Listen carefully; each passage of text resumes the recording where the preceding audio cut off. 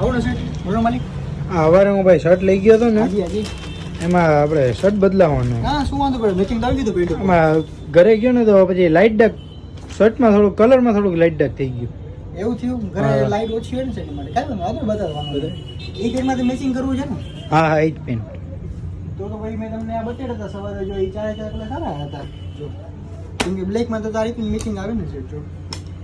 જો તમને ગમતું હોય કે ખોલીને બતાવો, વાંધો નહીં, જોઈ લેજો માલિક એકવાર. ખોલો ખોલો. હા આ બ્લેકમાં ચાલશે માલિક, હાઈ ક્લાસ લાગશે બધી રીતના, જોરદાર જ લાગે. જો લેવા દે ને, ઓલું જ બરોબર હતું.